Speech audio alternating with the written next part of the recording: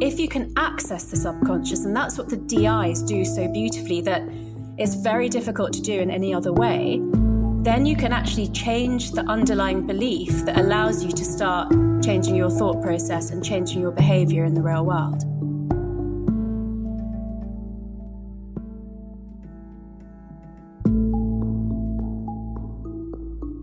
Welcome to the Expanded Podcast with your host, Lacy Phillips.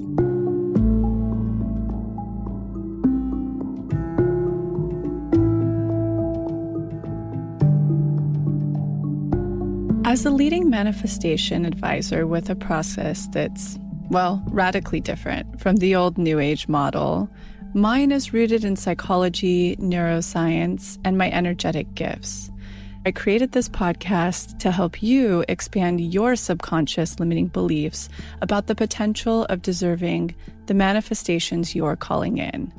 Therefore, you're tuning into this podcast series to show your subconscious that anything you desire is possible. And by pressing play, you've already started the process of manifesting it.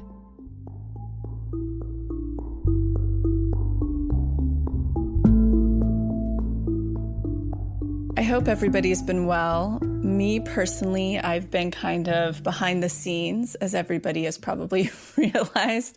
I haven't really been that present on Instagram, and I'm kind of coming out of my cocoon. I think probably many of us have gone through this in cycles during this year, which has been wild. But as I come out of my cocoon, I'm sort of getting my act together. Something that really inspires me and is part of my authentic code is lifestyle. It's called luxury, but it's really quality. And that it really lights me up to find really cool products and accessorize.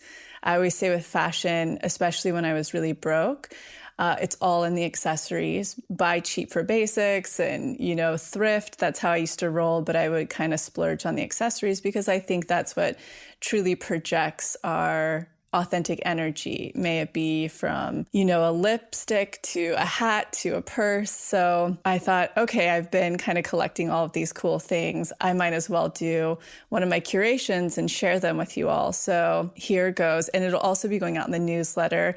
Anything I mention here, you can find in the show notes. And these aren't, anything I have to mention or I'm paid to mention. This is just what I've been finding lately that I always like to share with you when I find it. The first being Max and I could not wait for this documentary to come out, Kiss the Ground, which is all about regenerative farming, regenerating the land. Because my friend Shiva Rose had shared on her Instagram that when the fires up north were going through the area where this farm is, they skipped over this land or stopped at the land because the soil was so rich and regenerative. And I thought, oh my God, I have to watch this documentary. I also just finished a couple of weeks ago, I'm late to the game, but The Biggest Little Farm, which I think I cried through the whole thing. It was the most touching, heartfelt documentary. So I really recommend anybody who is interested in this. Max and I have been rehabbing our land in Topanga to make it completely medicinal and with all indigenous plants, which we've been seeing in real time, how much it's helped the wildlife, the indigenous bees, to all of the different animals that are walking through and eating in there. And it's just really powerful. So for anybody who's into that kind of stuff like us, Kiss the Ground, you can find that in the show notes, the link. Also, a nail color I'm really into right now. It's so beautiful. It's like the perfect fall mustard is by Paintbox. Probably late to the game on this one, but it's the 10 free formula. So very, very clean nail polish. If you're lucky enough to live in New York, you get to go get their super clean gels that I see people like Melissa Wood is wearing, and they're really beautiful. But this particular color, it'll be linked. It's called Like Lush. The perfect fall mustard. Also, just a heads up for anybody who does tune in, obviously I talk about blue blocks a lot, and you can definitely listen to those last 2 episodes that we have with Andy Mant, the founder, all about protecting yourself from blue light, but they are seeming to have a pretty good sale on their glasses. I went to go buy myself another pair to have up in Mariposa, and I was like, wow, I got to tell everybody about this. Some stuff is really on sale, so go check that out.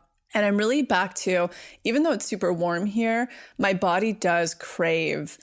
It's so funny how it adjusts right away. And, anybody who's in the Southern Hemisphere, you probably feel this, leaning into more of spring. I feel this moving into fall. I can always intuit it. And my body just starts craving stews and warmer things like warmer lemon water, even though it's literally 90 degrees outside. So one thing I've definitely been looping back into my little regimen is the gold original turmeric latte powder. It's that really chic design. I love the co-founder. I follow her on Instagram and looks like she just got engaged, which is really cool. And so it turned me back onto her product. If you love turmeric lattes, this is the easiest one. You can put it with any of your nut milks and it just makes the perfect golden latte. So that's linked below. And then I was lucky enough, today it actually went live. Patrick, the owner of Sigil Scent, it's like the chicest, cleanest, natural scent. I'm just starting to loop scent back into my routine very gently now that I'm pretty much healed. Unique and I have that conversation often, my coach, through the Beam protocol, and she does the same. She did once she healed. And I feel like I'm in a pretty good place to do that now after a year of being on the protocol.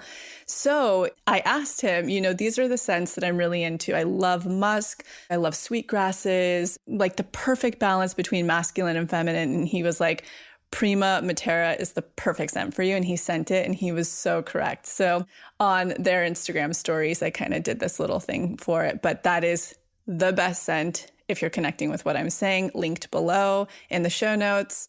And then one of the blogs that I love so much, and I follow her Instagram, Sweet Potato Soul. She's a good friend of my friend Sydney's, who's the photographer that was on here for a process episode. I've been religious about cooking in the Instapot lately. So I'm always looking for Instapot recipes around. And one particular one that we have linked is so good. It's the Instapot whole cauliflower. All these fantastic spices. It makes it fantastic. So anybody who loves cauliflower and you're trying to feel into that fall feeling as well, this will be for you. I imagine though, served room temperature or cooler, if you're in the Southern Hemisphere, this would be just as good.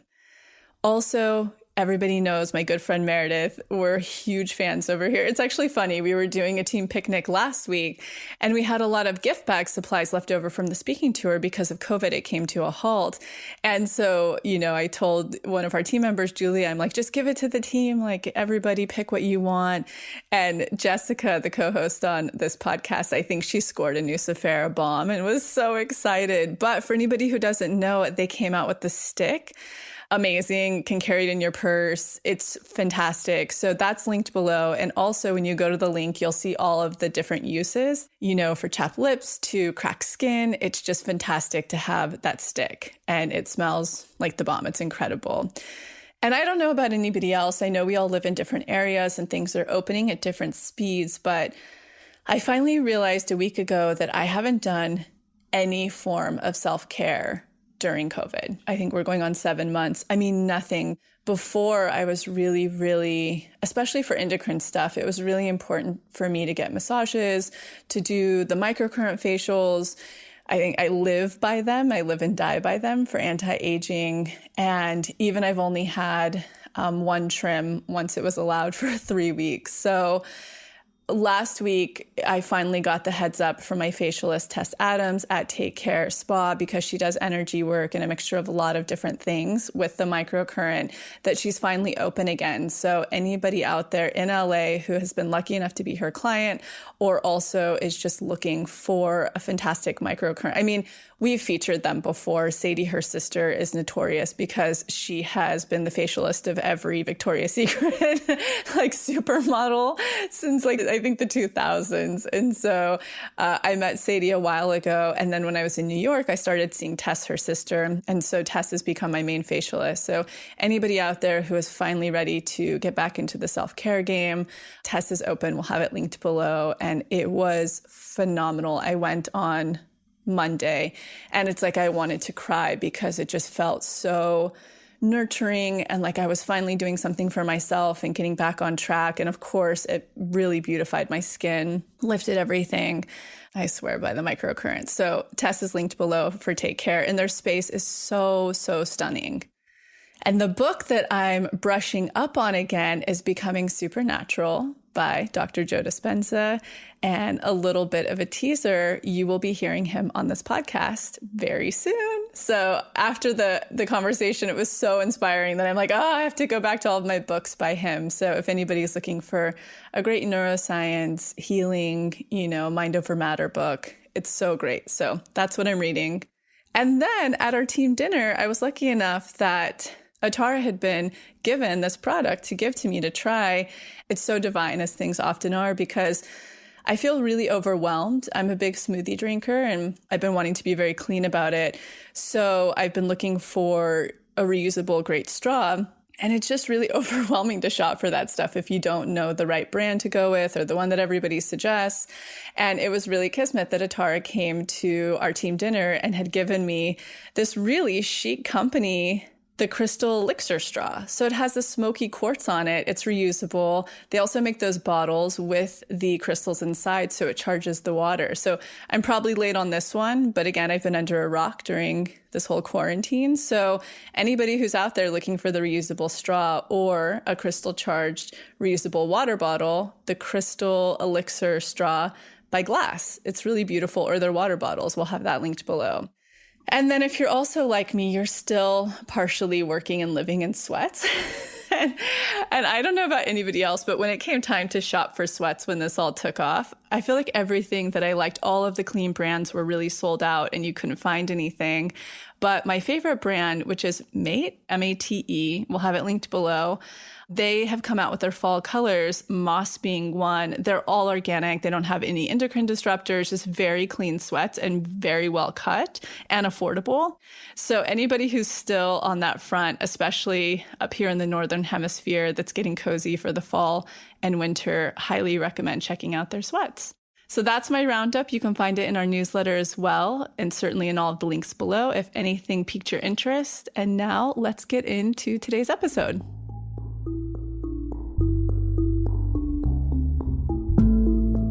Welcome back to another Explained episode, which has quickly become your favorite segment of the entire podcast, Expanded. In Explained, Dr. Tara Swart joins my co-host Jessica Gill and I in deep diving on specific themes within manifestation, which all of you love because it's where we bridge our process of manifestation with neuroscience and psychology and the deep science that anchors it all together. Back in July, Dr. Tara Swart joined us as our psychology and neuroscience advisor. And why we handpicked her, besides the fact that she's so unbelievably marvelous, she has a PhD in neuroscience and a former medical career as a psychiatrist of 7 years. She's also a senior lecturer and on faculty at MIT, no big deal, and senior lecturer at King's College. She's currently working on research projects on plasticity and epigenetics. She has Google Talks, LinkedIn, Facebook, and 2 TED Talks. She's also the author of 3 books, her latest being The Source. So let's get into another Explained episode where Dr. Tara and I break down the energetics and science of manifestation, offering a roundtable perspective on the deep intricacies and connection. Here goes.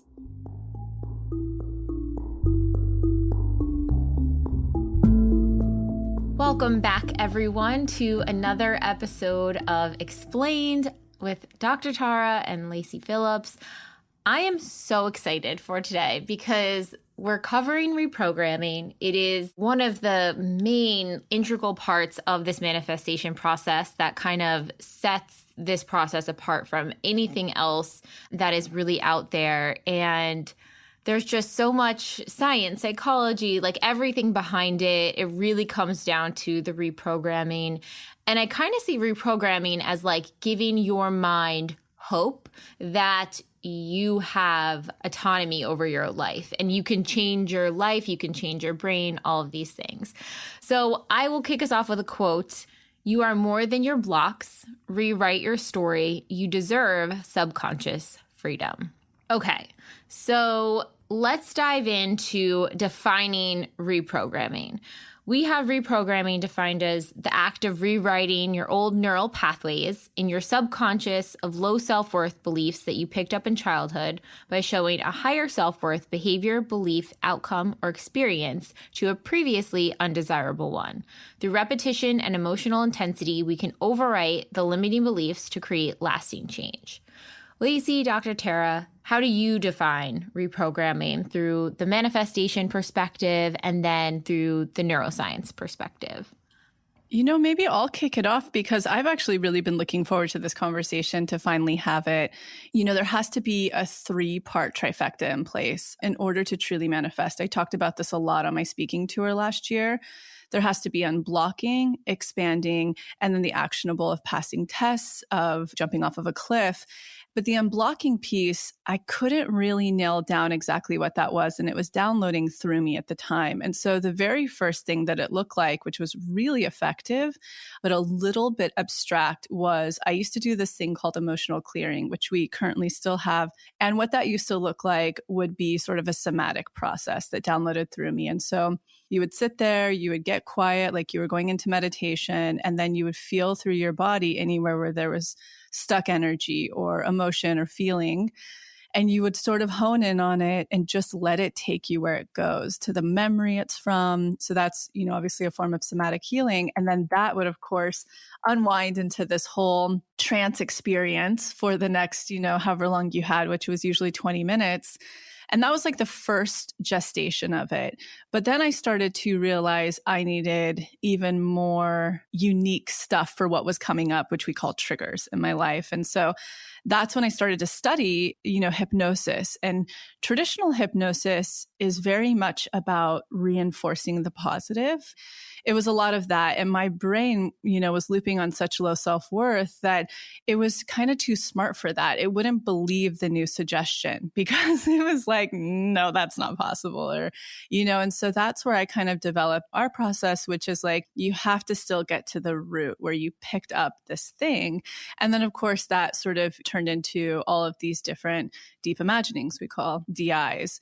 And of course, I've read about a lot of the magic of neuroscience, but I think that's where this conversation is really going to pique people's interest, that we really have you here, Dr. Tara, to kind of walk us through a lot of information of what's happening when people are doing this process. So I'm going to give it over to you based on that. Sure, thank you. First of all, I've just been nodding like crazy at what both of you have said. And so I completely agree with everything that you've said. And I'm just going to back it up with the sort of physiology that lies underneath it, which is based on 2 things, one of which we've kind of discussed before, and that's neuroplasticity. And the other one is Hebbian learning. So Hebbian learning is basically neurons that fire together, wire together. Subconscious beliefs have been imprinted into our neural pathways either for so long or with sufficient repetition and or emotional intensity that we're not aware of them, but they're obviously there. So they're deeply embedded, they're thick pathways, and energy in the brain goes along the easiest, thickest pathway that it can travel along. So unblocking is about getting to those subconscious beliefs.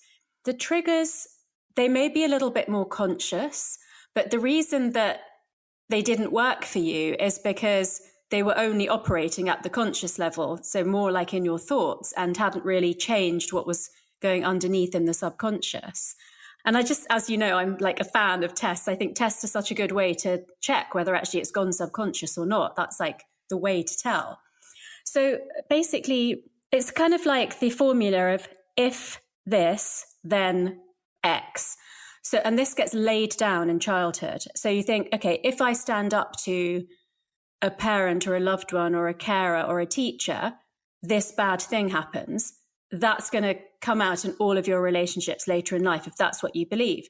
If, on the other hand, you believe that when I stand up to someone else's opinion, they really respect me and they might change their mind, you can see how that plays out and somebody has a completely different life. So basically, the neuroplasticity piece is that if you can access the subconscious, and that's what the DIs do so beautifully, that it's very difficult to do in any other way, then you can actually change the underlying belief that allows you to start changing your thought process and changing your behavior in the real world. That is so, so cool and so powerful to know that, to bring to awareness that all of these things are occurring below the surface. It's our operating system. That's kind of how I see it, is like our brains are programs and computers, and our operating system is sort of this blueprint of how we're supposed to navigate and see the world from those beliefs. And the fact that we can go in and create different neural pathways to fire together and wire together for a new outcome is just so powerful. It's also so interesting too, because in manifestation and like the old spiritual bypass, again, it's just getting into that suggestive conscious state. I personally would never really see the greater shifts. Little things would happen, but this has really given opportunity to, literally, like you said at the top of this, which I'm just completely reiterating something most of us know, but to literally rewrite your life. It's crazy. It's actually interesting. When I used to teach my very first workshops, I remember doing one at Rama Studio in New York, and a woman came up to me after and she was like, I was doing this work with my therapist, and they were like, no, I don't think that that's really positive because you're literally changing your memories. And I was like, well, if you're changing your memories, that's not sort of the objective here. It's actually going through and rewriting the memory itself to just be in your power and your worth. So it's not like this crazy fantasy. It's much more about really giving yourself that self-worth loop and patterning that you're projecting out. And I think that that's where a lot of New Age practices fall short, is that there aren't tools that are actually creating these, as you said, like physiological changes. We can get into this later, but even on an epigenetic level, what that must be doing to us as well. It's just really powerful. Yeah, absolutely. And I think just really practically that if these changes happen at the supraconscious level, so just, if you think of consciousness as a line and we're talking more about subconscious beliefs, if they only happen supraconscious, then it's much harder work for you to pass a test because you don't really believe that you should. You might rationalize that you should, but you don't deep down believe that you should. And so I always say it's not about forcing yourself to behave in a way that's different to what you naturally want to. It's about that new way of behaving becoming who you are now. And so it's not about rewriting your actual memories. It's about changing the response that you have to a situation in your memory. That's really hitting the nail on the head. That is the exact energetic and sentiment. I love that. So we're definitely going to get into some examples, because I'm sure everyone now is kind of thinking, well, what can I reprogram and what's, my patterning below there? And we'll jump into all of that. But I just want to dive into the brain a little bit further with some of the vernacular here. So how would we describe sort of the neural pathways that are occurring in the brain, and also synapse? Like we talk about that a lot in sort of like the synaptic connection, and what's the basic kind of structures, Dr. Tara, if you could boil down, of like what's actually connecting in the brain, and maybe for the visual learners too, like how can they start to picture like what might be happening in the brain? Because I know that's always helpful as well. Yeah, absolutely. I actually think people should go and Google images of a synapse because it's beautiful and it's very interesting how it works. So basically we have 100 billion neurons in the brain. A neuron is a nerve cell. And when nerve cells connect up with each other, they create neural pathways. And these pathways can be long or short and thin or thick. Some of them have to be longer just because of the parts of the brain that they're connecting, but the thickness of the neural pathway is the thing that we're most interested in, because that's the default belief, thought, or behavior that will happen in your brain that correlates to that pathway. So where each neuron connects up with each other, there's actually a tiny gap, which is what the synapse is. And there's a little bulb at the end of each neuron, and there's presynaptic and postsynaptic. So the presynaptic bulb will release little chemicals into the gap, and they'll get taken up by the postsynaptic bulb. And that's how electrical signals pass along the neural pathways, like a diffusion of a chemical into a space that has an action on the beginning of the other neuron. And I just think it's absolutely beautiful. I really do think the visual learners at least should go and actually see what it looks like. Absolutely. To quote you, Dr. Tara, I saw this in your book and I was like, oh, this really sums it up perfectly. All of our thoughts are emergent from chemical and electrical signals that pass across the synaptic gaps between our neurons. The more connections we make, the more we're able to unlock, or in our case, unblock. So I think that's really powerful to know that the idea of going into the subconscious and being able to create new pathways that are going to connect up through these chemical and electrical signals will create, basically, when a stimuli faces you in the world, you're able to create a new way for your brain to go and assess of how to respond to it and how you're going to feel responding to it, which essentially is the unblocking process, because you're remapping your brain, so to speak. Completely.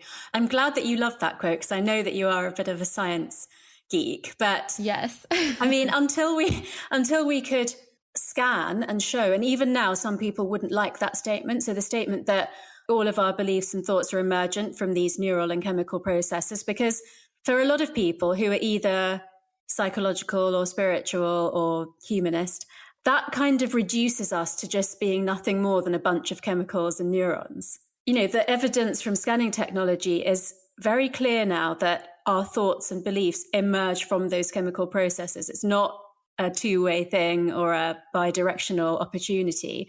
I mean, sure, when we experience certain emotions like stress, we release cortisol in the brain and the body, which has an impact on us physically. And also, you know, if we're very happy, then we might have more of serotonin, the mood hormone, or oxytocin, the bonding hormone, and that has a physiological effect on the body. But the thoughts being emergent from those processes makes it so important to use neuroplasticity and repetition to reprogram our brains. It's like you can't think your way into it. You actually have to change the synapses and the neurons to make that happen naturally, like remapping your brain, like you said. Something interesting that I don't think we've covered before, because a bit of this we've covered for anybody who really wants to geek out deeper, our very first episode with Dr. Tar as a guest. We have a lot that we cover in this as well. But I don't think we've particularly covered something that can happen to people when they first begin the unblocking process, the reprogramming process, where we can have physical reactions to them. They call it the Kundalini flu, in spirituality, where it's like getting sick, or we can, we hear feedback where it's like, whoa, it's just too overwhelming. I feel like I have a dark cloud over me. I think it would be great to unveil that a little bit to help the people that stopped there. Because that can be a real point of being like, this is too much, I can't handle this. And I think talking about that, like what's happening in our bodies and how do we push past that process, knowing that there's a lot of magic on the other side and it's actually very temporary for the common person. That's such a good point. And the way to explain that is we've talked about the 100 billion neurons in the brain, but of course we have neurons throughout our body, in our arms and our legs, in all of our internal organs, and very large number of neurons in our guts, in our gastrointestinal system. And so what that means in real life is that our mind is actually embodied. Our mind isn't just located in our skull, it's located in every neuron throughout our brain and our body. And that's why there can be a variety of visceral reactions to some sort of shift in your subconscious, because subconscious by definition is you're not aware of it. And to me, the single, not just most important, the only important way of knowing for sure that I've accessed something that I wasn't aware of that had been blocking me is a physical reaction in my body. Now, for me, it's mostly feeling tearful, but absolutely it could be like a physical sensation in your gut. Oh, another one I get is like goosebumps on my skin. For other people, it could be very much feeling like the hairs on the back of your neck stood up, or that your face suddenly becomes hot and flushed. Those are the most common ones that I've heard. So, I'm such a big believer in the brain-body connection, which I still think isn't really respected enough by people, how amazing and intimate that connection is, how it does go both ways.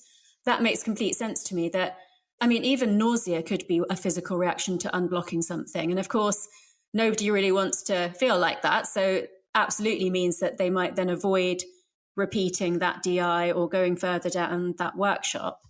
Like with anything, understanding that perhaps a bit of pain or unpleasantness might be part of the journey is important. And that could be physical, or it could be mental, emotional, or spiritual discomfort as well. Yeah. And I think that just for anybody who's listening, who has been in that boat, you started this process and you're like, whoa, this is deep, or it's getting too intense. Another thing that I've often heard as feedback is that it only really lasts for about a month to 3 months. And I'd be curious to hear what you think on this. Then it's like you have more immunity to it. You become stronger and it doesn't affect you as much and it doesn't affect your daily life as much when heavier things are unlocked and healed. And just to answer your question, I too usually have visceral responses for sure, often being crying and heart opening. And then I'll know I really hit something that needed, help. But I mean, even when I very first started that somatic process that I initially talked about, I ended up getting like a crazy chest cold that didn't have any other cold symptoms. It was just something in my chest. I had a lump under my breast that went away. I mean, a lot of clearing was certainly happening. So yeah, just another food for thought for the person who's like, this is too much, and becoming immune to it. So I think it's about resilience to it rather than immunity, because you believe that it means something good. Mm-hmm, mm-hmm. And that something positive's happening. I think too, that's why, I believe that trauma stores in the body as well. And so that's why it's important if you're having really intense things come up, like we always suggest pairing it, working with a therapist alongside, because it's so helpful. But I know for me personally, like you said, Lacy, I'll have like intense crying that might come up during a DI, or I noticed this one thing, especially when I'm working through inner child, that like the roof of my mouth starts to tighten, almost as if the muscles are like contracting so tight in there. And it's not painful. I'm just aware that it's happening. And then it releases right afterwards. But it's like this anger, rage, or tension. It's all of these unfelt emotions are finally getting a space to be released. And I think sometimes, I've had friends that say like, oh, I'll like my arm will shake or twitch or something like that. You're having this sort of somatic experience when you hit those really heavy hitting pieces of releasing these emotions that are really just have been stored in the body and had nowhere to go all of these years. They've kind of been repressed and stuffed down. And so I kind of see them as like this full body release. I do as well. And like you, Dr. Tara, I definitely feel, wow, I really got somewhere. And, I'm really unblocking and allowing that energy to finally release. So yeah, I think it's very powerful. And, beginning the process, it may feel a little intense, but you definitely get to a point where you're super grateful. And that it just becomes like you're more resilient and it doesn't affect you as heavily. But also, you've made me think of something which I hope you'll like as an analogy, which is that when people are doing this work and they're committed to doing it, and it sometimes takes, quite a lot of time, and repetition or goes deep. If what we're saying is true, that your neural pathways are literally rewiring themselves and remapping your brain, then that's not very different to major surgery. So if you had abdominal surgery or you had heart surgery, you would feel pain, your temperature would change, your heart rate would change for some time as you healed. And just like mental illness is invisible, but physical illness is much more accepted about sort of the time that you might need to heal from it, this is no different to that. This is, it's basically mental and emotional healing, which has a physiological correlation in the body. And so things like twitching or holding muscles in tension, which you would do after like a knee injury, happens with this too. And actually, funnily enough, I found something recently that's really helped me with that, which Jessica, you might like to try, which is foam rolling. Ooh, yes. Yeah. I have a mini one, but I'll have to splurge for the bigger one then. Yeah. Yeah, and kind of like move around like the fascia and everything in your muscles to kind of give that release too. Because I completely agree with you that you hold tension in certain parts of your bodies because of emotions that are going on. And even like the side of the body that it's on is important in terms of things like unblocked money and unblocked love, the masculine and the feminine and everything. So yeah, I think physical things to aid that healing is really important as part of this journey.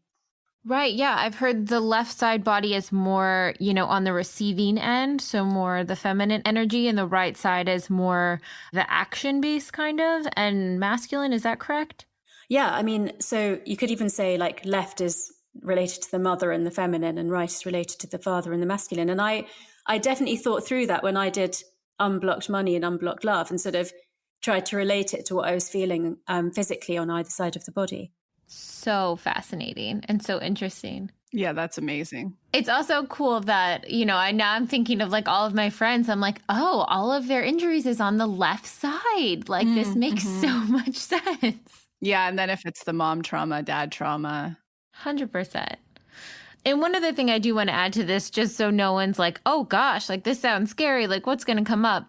I have done hundreds of DIs at this point, and the time that I have like intense reaction has probably been 5. Oh yeah, it's such a small percentage. Majority of doing the DI and reprogramming is a really strong release for me personally. And I feel clear-headed and excited and just lighter physically in my body afterwards. Obviously, it's nuanced for every single person, but just sharing my personal experience with them. And certainly people with heavier trauma, than others who have experienced PTSD and all of that will have, a different response. And we certainly always say do that in conjunction with a therapist or support system, just to put that out there.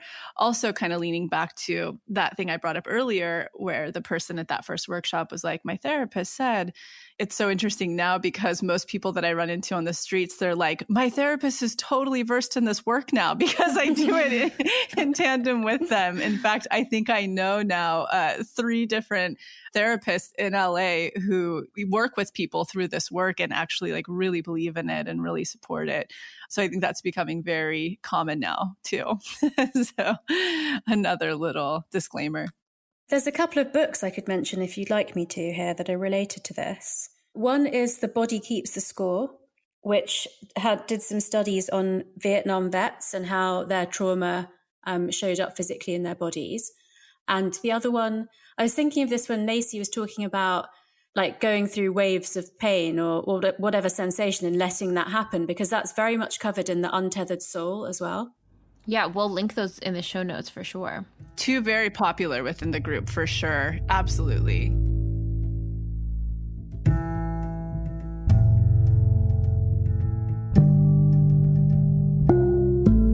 So I'm quickly interrupting this episode to invite you, if you're ready to start your manifestation journey, or if anything you've heard in our manifestation episodes has piqued your interest to begin. We have a la carte workshops in everything from the basics bundle, which is what we recommend to everyone who starts. It's the formula that actually teaches you how to manifest, unblocked inner child, and unblocked shadow. We also have a la carte workshops on love and money. But the real gem is the Pathway membership because it encompasses every single workshop we have. It's a year-long membership with full access to the few a la carte offerings we have and exclusive workshops not available anywhere else, such as the daily practice, which is what everybody in the Pathway uses, hopefully at least 3 times a week to daily, in order to truly create the new neural pathways that one needs in order to manifest, and houses the library of our deep imaginings, which is our unique hypnosis process that allows you to get into your subconscious and overwrite those old neural pathways, creating the new ones. You can use our special code, EXPANDED, all caps, EXPANDED, to receive $20 off your first a la carte workshop purchase or $20 off your first month of the Pathway. Again, that's all caps, EXPANDED, EXPANDED. Okay, now back to the episode.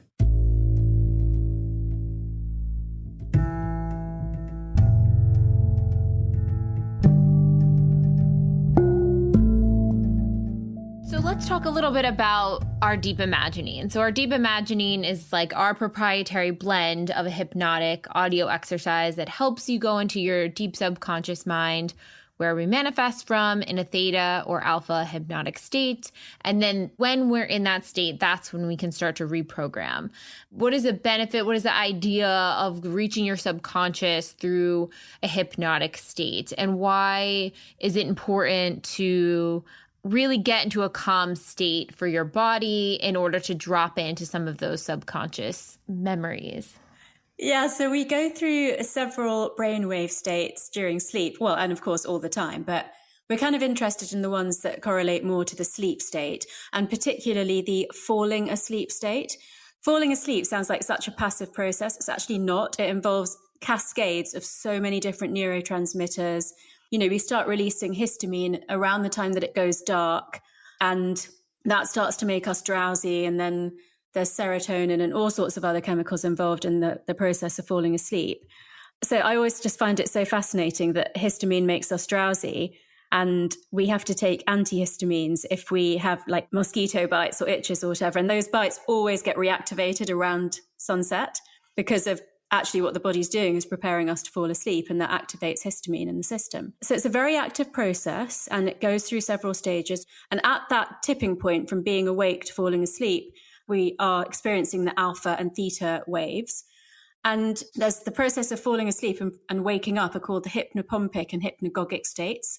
And there's a lot of science around those two transitional phases. We know that when we're going from being awake to falling asleep, that our subconscious is particularly suggestible. And an example of this is the psychological phenomenon called the Tetris effect. So kids who played Tetris on a Game Boy in bed just before they fell asleep, when they switched it off and closed their eyes to fall asleep, they would see the little bricks falling down, even in front of their closed eyes in their mind. So we know that something that you listen to or look at in that state has a very deep impact on your subconscious. And that's why the DIs either sort of, you could say, mimic or push you into that state so that your brainwave is at exactly the point where your subconscious becomes the most suggestible. Yeah. And I love, we've added, especially at your direction, Jessica, in the new process, ways to deepen, your state of relaxed nervous system before going in. One of which I've practiced for a long time too, like you've been doing, is the pillows under the legs because of how it creates in your back and puts you into that full-blown rest and digest. I actually learned it when I was getting my wisdom teeth fixed by this biological dentist. They did this really crazy work on me after that sped up the healing. And so she really taught me all about that. But what do you guys have to say about, often we have people saying they'll fall asleep during the DIs, meaning that they probably were already in a very relaxed state, or they just drop into it a lot quicker. I often tell them to sit up so that they don't fall asleep. Curious to hear your thoughts on that, Dr. Tara. If somebody is falling asleep, is it equally as effective what's happening when they're falling asleep, that they're still going through this process and hearing the prompts, and what to do if they are falling asleep? So I also agree with you that since taking up Jessica's suggestion, I agree that is the best lying down position to be in, supported with some pillows. So not completely flat, but almost as flat as possible. If you're someone that falls asleep, either because you're almost lying down or because you've made it too dark, then you should adjust those things. There is a lot of evidence that these things do still work if you've actually fallen asleep, but I think it's better to be hovering in that kind of awake, kind of asleep state, because that window is the most suggestible window. I mean, you could sit up with the lights on and listen to a DI and it would still have some impact on you. And the same if you're, completely asleep in a completely dark room. But actually, we know that window is really important. So, and that's why I have said that if you continually fall asleep during the DIs, then you need to change your position, or maybe not make it as dark as you have been, and maybe also increase the volume so that it's a bit harder to fall asleep. I love those. Yeah, I think that's as important too, is kind of staying awake to go through the work in that special spot.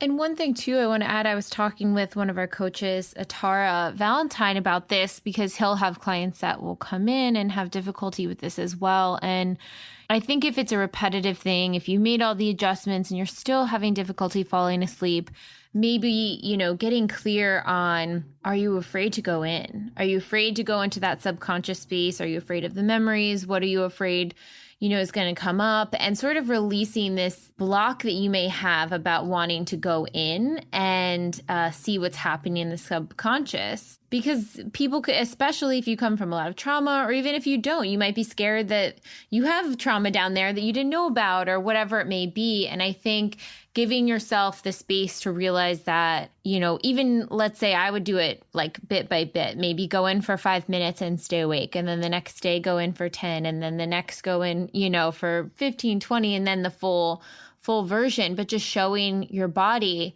I am safe in this moment, with my 5 senses. I'm here on this bed. Nothing can hurt me. I'm okay. I'm safe. And just reminding yourself of that.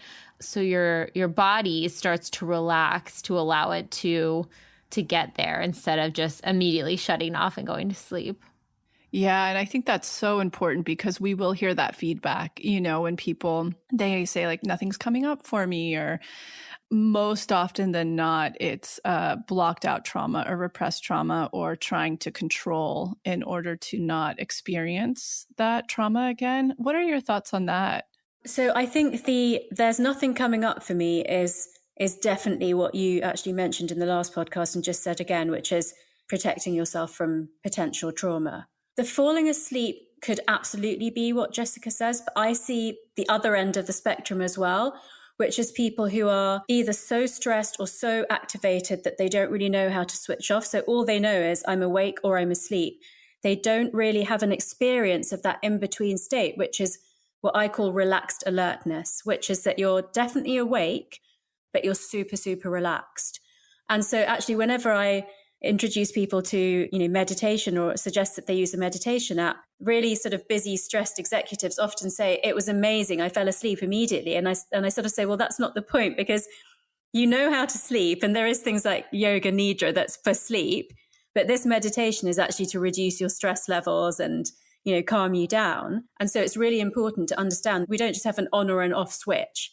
We need to understand what it is to be in that other phase. And that's why we make the suggestions which are things like go for a walk, have a massage, take a nap. But I have to say something that I haven't put in the written documents, but I think is funny to say on the podcast, which is a postprandial state is when you've just finished eating and your body is starting the digestion process. That's a great time to actually start a DI. And the other time that you're most in that phase is just after you've had sex. So I don't know how people feel about that, but that could be worth trying. That's awesome. And you have a lot of oxytocin on board. Yeah, exactly. And that's not, you can do that by yourself or with a partner. True. So that's for anyone that's applicable. That could be a whole new wave of DIs. Yeah. The O DIs. Oh, yes. One thing I think would be really helpful is when you guys are in a really good state for a DI, what does it feel like? Because I remember before I started doing them and I heard the word hypnosis and I heard, all these different brainwave levels. In my mind, I was like, I'm gonna fall asleep and draw a blank, and then my mind will do all this stuff and I'll be asleep and I don't know what my body's gonna do. I remember telling my boyfriend Daniel, can you watch me to make sure I don't do anything, I don't wake up and do anything weird in the middle? I thought I was gonna go a chicken. Yeah, full trance, and that's not the case at all. So what does it feel like for you guys, just to give people an idea of what this is like? I mean, I have spent years doing yoga and meditation. So I would say I know if I'm in the right state or not. So I think a personal check-in of, am I in the right state to do this? For me, a really big thing, and I don't, Lacy will probably understand more about why this is than I do, is I must know that I will not be interrupted. I feel like and I wear my noise cancelling headphones when I do it, that if I'm sitting or lying somewhere with my eyes covered and these headphones on, in the middle of a DI and somebody walks in or talks to me, obviously it's only going to be my family, but even then, that will be very disruptive and a bad experience for me. So, I make sure that I have it set up so that that's not going to happen. And then I just trust it. And, for example, I know that things like time distortion can happen, and that can be a bit disorientating. So you can be in the DI for 25 or 30 minutes, but when you get either the suggestion to, or you realize that it's time to come up, that it feels like only 5 or 10 minutes have passed. So just kind of telling yourself that that's okay if something like that happens. Yeah, for me, it really just feels like a deep meditation, because I practice Vedic daily. So it just feels like taking me into that space. And I'm actually pretty resilient to where I can do it. I do them on airplanes sometimes because they're saved on the app. I do it when I need to nap sometimes and my brain's too active because my body's so conditioned to fall into them. So I can kind of do them anywhere, anytime, and they really just feel like a deep meditation. But again, I've been doing them for years. So I'm trying to think if I ever had resistance. And because I created, the ones that we listen to, I never had any issues with being afraid of them or seeing what's in there, blocks or resistance. So yeah, for me, it's just a deep Vedic meditation that I'm able to do a lot of work in and rewrite a lot of blocks in order to project a worthier self. I kind of echo that as well. Like it's just a deep meditation where you're alert, like you're awake in your conscious, you understand what's happening, your body is very relaxed, but it almost feels like, especially when I know I've had like a really good DI, I sort of disconnect from my body and my surroundings completely. So I kind of forget that I'm laying on my bed. I forget that, my shoulder has been hurting the past few days. Like I'm totally immersed in this other realm that I'm visualizing in my mind as I'm getting guided through everything. And, I also want to give licensing to people. I know a lot of our listeners are members and have been doing this work too. But another piece that we get a lot is, should I follow it exactly to the T or every single word? Or what if I want to think of something else? The thing that keeps you in the DI even more intensely is allowing yourself to go where it needs to go. Sometimes I'll follow every single prompt exactly because that's what I'm needing. And then sometimes I'll go off book and, Lacy will be talking in the DI and I'll kind of start thinking of something else that I'm needing. And your body kind of guides you. It's like this full surrender process. That seems very helpful for me, at least. I agree. All right. So I wanted to cover too some examples of things that you guys have programmed. So people are like, what am I reprogramming? What's a topic? What's a trigger? What's something like that? They might go in and reprogram. I can kick it off. So for example, one for me, I was actually going through my To Be Magnetic journal, and an old one that had come up many times was perfectionism. And so essentially my process is I'll go to my journal, go through the journal prompts, try to get to the root of what I want to cover in a deep imagining. And perfectionism was coming up, and I got to the root feeling that I felt not capable of completing things in an excellent level unless there was 0 errors. And so through doing the journal prompts and then also going into the DI, I got to this memory in childhood where we had sentences in 5th grade, spelling sentences, and we had all these different things for spelling. And one of them was writing 10 sentences with your vocabulary words. And if you got them correct 10 times in a row, 10 weeks in a row, you didn't have to do them anymore. And I was on week 8 out of 10, and I spelled collage instead of college. But there was this big deal, and my teacher called me in, after school to talk about the fact that I had this spelling error. And she said she knew my intention and was going to give it to me anyway, so I didn't have to start back at 0. And while that's a really nice and helpful thing for a teacher to do, what it taught me and what I realized what it taught me through the DI and through the journal prompt was actually that I'm not capable of reaching excellence on my own. I need help from an authority figure.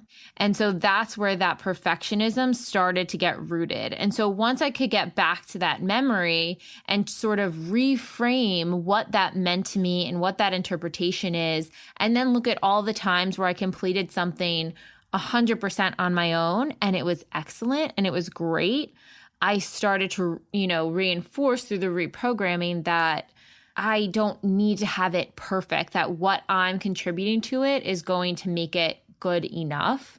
So that's just to give people a taste of like some of the things that you can cover and come up with and clear. And then relating it to my manifestation process, perfectionism in calling in a job, and making sure everything is so perfect in a submission, and taking that to that, looking back at the full trifecta to taking that into action. I would always have my boyfriend, who's incredible with grammar, proofread all of my work. And so it was kind of like a final cliff when I applied to TBM that I didn't have him proofread any of it. Not saying that people shouldn't proofread their work, but for me, I needed to reinforce and have the trust muscle that my ability and skill level was strong enough. And so I was the one that proofread it instead of having him do it. And that's when I had the job come through. So it's really powerful to see how these little core roots can be worked through in the subconscious and then manifest into reality. Yeah, I think the most recent one that I had, P.S., I think I still spell collage. Just wanted to note that. But the most recent one I had was going up to the retreat house. There's often something that's happened while I've been gone there.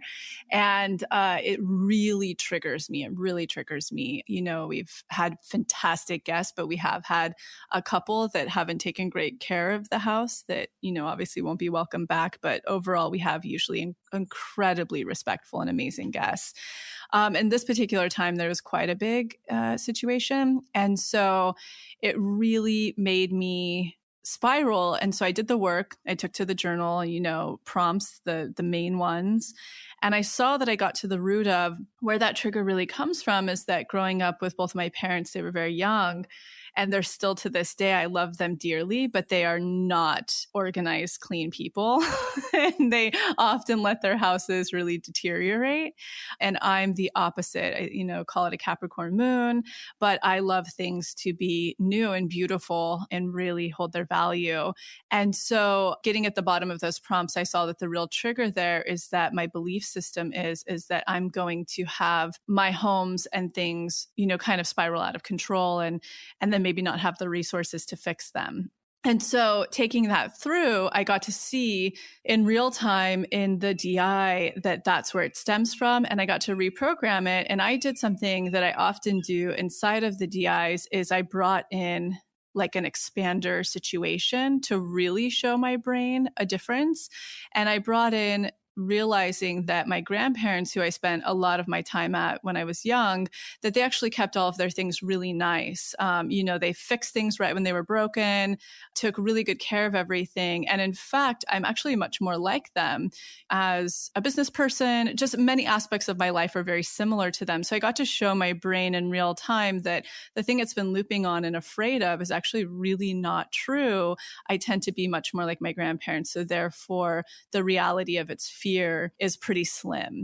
And so after that, I then would just reinforce it in the conscious state. When the trigger would come back up, I would just remember that new expansion that I've shown my brain that, in fact, the likelihood of my house falling apart and not being able to fix it is not going to really be the truth for me. And that was probably the most recent reprogramming I've had that has actually really trickled into many aspects of my life where I can see some uptight fears that I have. So interesting. Jessica, I think you're one of being able to move from I must be perfect to this is good enough is pretty universal, because I would say that I definitely resonate with that one too. I've had an interesting experience in that reprogramming is so profound that it often comes from places that you don't think there's a problem because you're so not aware of it. So, I did How to Manifest, Unblocked Inner Child, Unblocked Shadow, and, I loved How to Manifest. I knew there would be some things in Unblocked Child that, I would benefit from doing that workshop. That was great. And I think I shared with you earlier that I had reservations about going into Shadow because I was frightened about how deep and dark it might get. And actually, I found that it was a huge relief to realize that it was not as bad as I thought it was going to be. I then, for a long time, thought I don't need to do Unblock Love or Unblock Money because I'm happily married and my career has exceeded the expectations that I ever had. But then I thought, well, I should do them because I'm working on the materials, and I won't be able to do that as well if I don't experience them. I did the first DI and unblocked money, and I absolutely just cried. I'll share it with you. I got an image of my mother with me, her first baby, feeling like she didn't have enough money to afford to feed me the good food that she wanted to feed me. And it really made me think, like, I think I've become like good at manifesting, and it's very important to me to be generous financially and in other ways. But there was obviously something there that needed reprogramming that I really hadn't been aware of. And that's why it really ties in nicely with what we said about the visceral reaction, indicating to you that there's something that needs to be reprogrammed. So that's still a work in progress. And then on a smaller level, and I think, this can apply to anyone, like whatever relationship they're in or not in, is settling. And, so I did Unblock Love, and it makes me laugh because the last time we did a podcast recording, I said to you, it's so annoying to me that, I have to work late because of our time difference, and I still have to make dinner. And I did Unblock Love, and it led to a very productive conversation where I was like, if I'm working past 6 p.m., then I'm not making dinner as well. You can make it. And so tonight's going to be the first night that's changed. So I think that was good reprogramming for both our brains. See, and that's such a great instant shift, being able to recognize and have that. That's so great. I love it. And I think that's what's so incredible is so many times people are like, I'm coming to manifest this item or this thing or this piece or whatever it is. Yes, you can absolutely manifest anything. But what is even more profound than the things is these interpersonal shifts, the shifts within us, these things we're carrying around with us, this fear of being like our parents or fear of not being good enough, these things that impact our life in such a visceral way on a daily basis that we're not even aware of. And being able to clear through some of that and go, you know what? This is not how I'm going to live my life through this lens. It's not helpful. I am letting it go. That has just been the most profound piece of the reprogramming for me. Agreed. Okay, so I'm going to quickly go through one more just sort of nuanced example just to see how it can create an action in through the reprogramming. So let's say someone's manifesting a career opportunity, more specifically a promotion and raise. Their old patterning might be that they get really nervous in meetings when they're pitching their boss. And even though they know that they have this skill set and they're deserving of the raise, their nervous energy sort of isn't able to convey their strengths.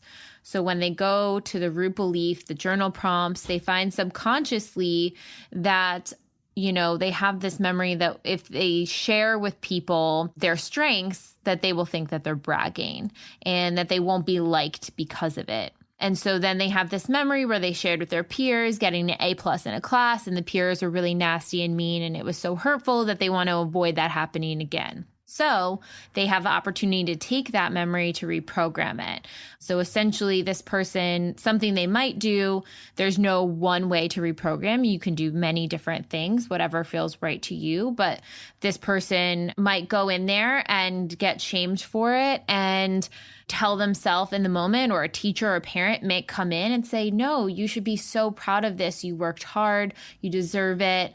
Maybe those aren't the right friend group for you, or you shouldn't feel shame about this. You should be so excited. And maybe their mom hung it on the fridge, and they'll kind of envision this happening and get really excited about it. And then they can kind of reinforce that their strengths are something to be loved and shared. Dr. Tara, you shared over this quote, which I think is really perfect for this example. But our greatest fear is not that we're inadequate. Our deepest fear is that we are powerful beyond measure. And so I tried to source this perfectly, but it's either from Marianne Williamson or Nelson Mandela. Yeah. I went through a few Google pages worth of checking, and it was attributed to both. So we can put them both in the show notes. But I think that's such a powerful sentiment to really understand that we are so much more powerful than we give ourselves credit for. And then bringing that full circle, now that they've had this reprogramming, maybe they've worked on this reprogramming, a week, a day, whatever, however long it took them to really feel differently about it. a month, whatever it may be. Everyone's going to be different. Now, when they go into the meeting with their boss, they're more confident and they're able to share their strengths, because what's looping in their brain patterning isn't, I have to share my strengths, I'm not going to be liked if I brag about it. And then it goes down that neural pathway. Instead, it goes down the new one, which is, if I share my strengths, I will be rewarded. And it is great to be able to share strengths with people.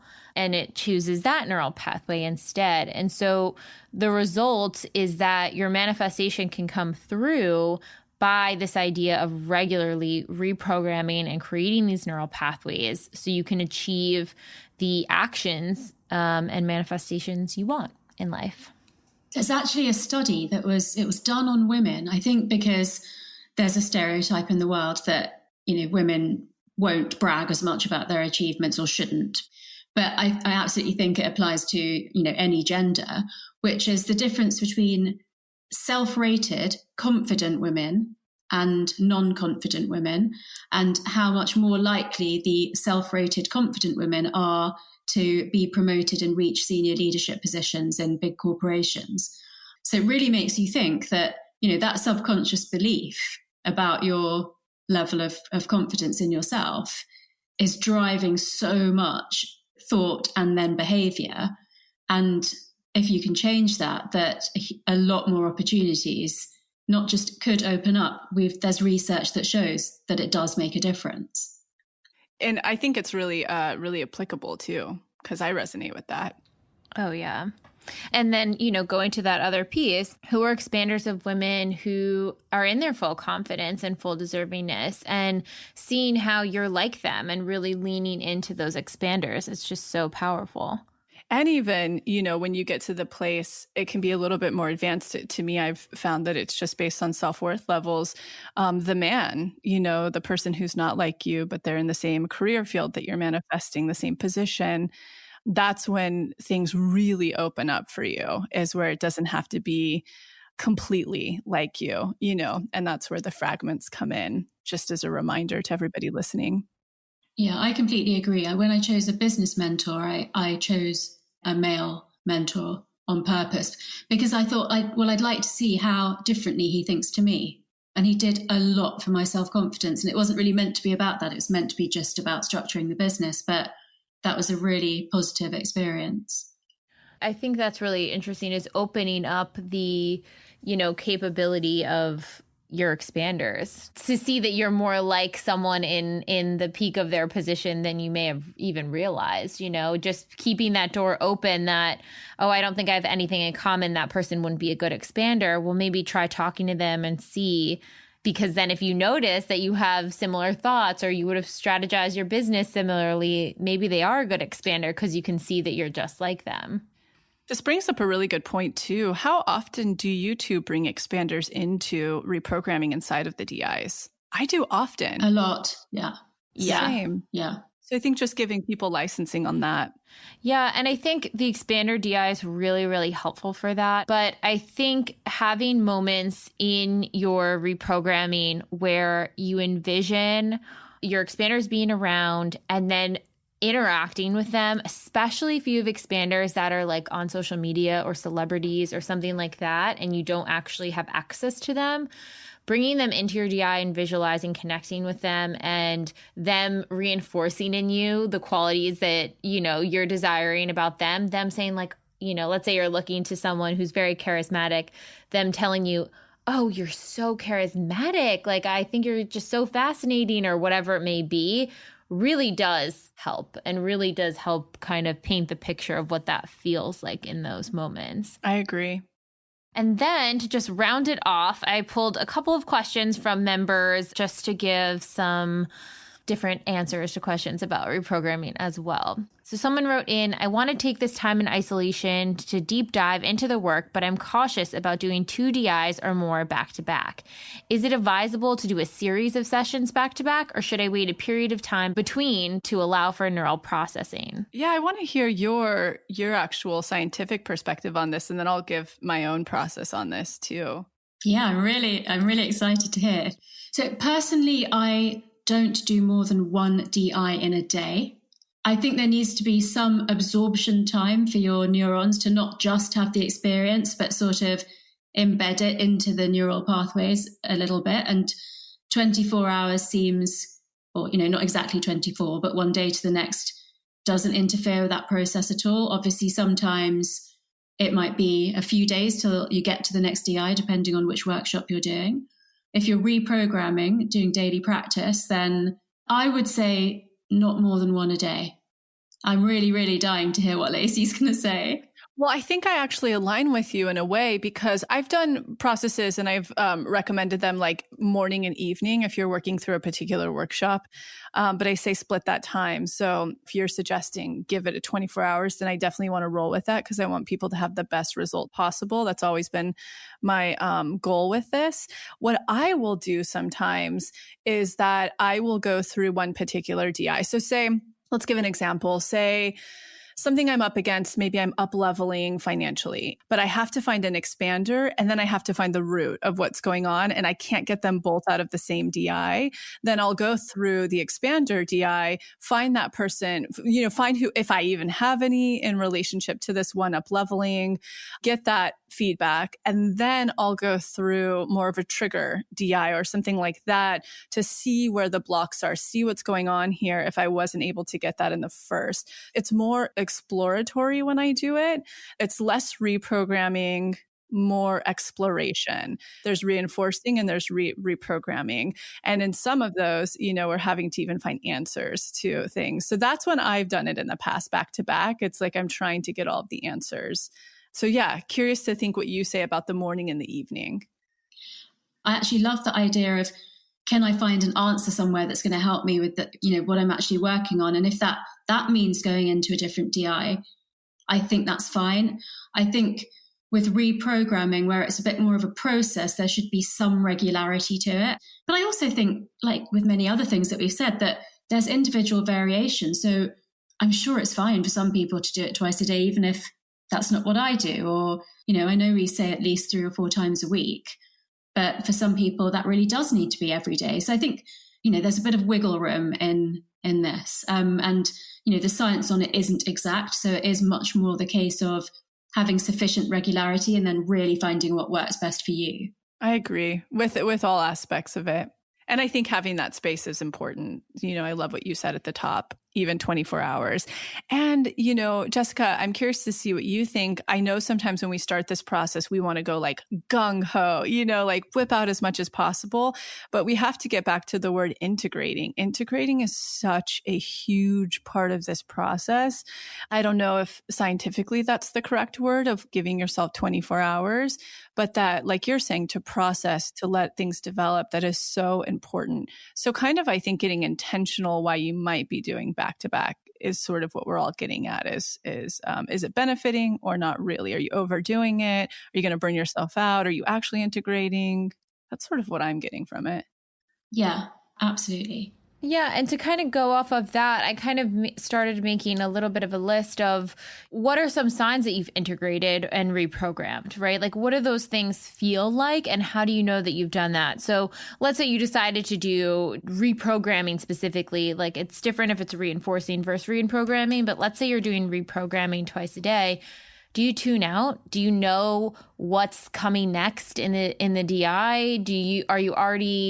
Are you not having any sort of an emotional release? Are you kind of like numb to the experience? If that's the case, then I would put more time between them so you can let the other one integrate more intensely. And some of the ways that you can see that you've integrated or reprogrammed is, like Lacy said, if you're having a big heart opening, if you have a big sigh or a release of like just a feeling of letting go, if you have a physical release of tears or laughter, and then more in the physical world, after the DI is done, is the trigger that you went in to reprogram no longer causing you an emotional reaction? Are you not getting offended at the things that you were offended by before? Are you not, and then the other one is like, are you starting to take action towards your highest self-worth. Those things in the real world will start to really show you, wow, I have integrated this thing. I'm behaving differently. I'm reacting differently. I'm reacting with ease, or I'm reacting with more flow. And so I think the idea is to continually try to reprogram and integrate this theme and go at the pace that feels right for you. But those are just some of this sort of key points that will start to arise as you know that, wow, I have reprogrammed. And not to say that you'll never come back to it again in the future, but maybe that's a point where you're like, wow, this is in a good space. Yeah, I agree. That's how I take inventory. And I think what you highlighted that is so important, and I just want to reiterate this over and over and over again in all of our platforms, is this becomes a very nuanced, intuitive program for people, and people make it their own. And I think you just really showed a few examples of that, of starting to see like, how does it feel when you integrate, and we covered how often to be doing them, you'll start to feel, and what's the intention beneath them, what's happening in the real world, and just really respecting your own nuanced approach and process that works for you and making it your own is so key.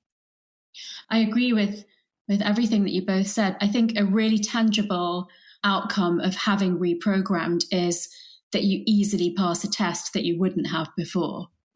Yeah, agreed. Yeah, that's huge. That takes, looking on that, you're taking a lot of inventory, especially how has my self-worth grown?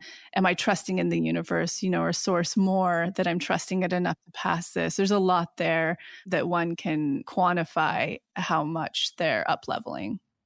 I don't want to go because there's still so much more I love talking about, but I feel like this is we've covered so many things. We want to let you guys integrate as well. Yeah. And I just want to let, all Pathway members know, and, maybe new members, people thinking of signing up for the Pathway, we're going to be releasing an updated DRE that's going to be a whole nother level of integration and explanation into all of this. So stay tuned for that coming up. You can go to Supported if you have more questions on this. The coaches can cover this stuff in depth. You can do a coaching Q&A. There's our Pathway community group. There's more spaces to have conversations around reprogramming and to talk about what's coming up for you, just because it is such an integral part of the process. Wonderful. And we'll get to work on the ODIs. Just kidding. Oh, yes. You never know. Thank you so much, everyone, for tuning in. And just to reinforce that one quote that Dr. Tara had shared with us, but, our greatest fear is not that we are inadequate. Our deepest fear is we're powerful beyond measure. So start taking action, accountability into the reprogramming, and consciously choosing how you want to show up and respond to the world. Happy reprogramming. Yeah, happy reprogramming. Yes. Bye. Thank you so much for tuning into the episode, and I hope you enjoyed it as much as I did, we did. And in case you're not totally ready to join the Pathway yet, I wanted to share a few of our free offerings that I'll often suggest to people as a little bit of a blueprint to get them started on their manifestation journey. The first place I like to direct people completely for free is the motivation. You can see it linked below or on our homepage as our testimony library. And it's categorized by different subjects, whether you're calling in career, money, love, wellness, and much more. When you're reading about a member's experience of what they manifested, you're actually seeing to believe and showing your subconscious that that very thing is possible for you. The second place I like to direct people is to the free clarity exercise, which is also linked below.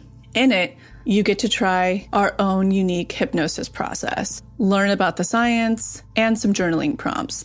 And the best part about this, you'll get a tiny taste of what it's like to go into your hypnotic state, bring your subconscious forward, and create new neural pathways while receiving clarity. And the third thing, if you haven't listened to it on this podcast yet, please go back to the episode titled Manifestation 101, where you'll learn the basics of neural manifestation to truly understand this process. So go ahead and check out those free resources, the motivation, the free clarity exercise, and the episode Manifestation 101, all linked below.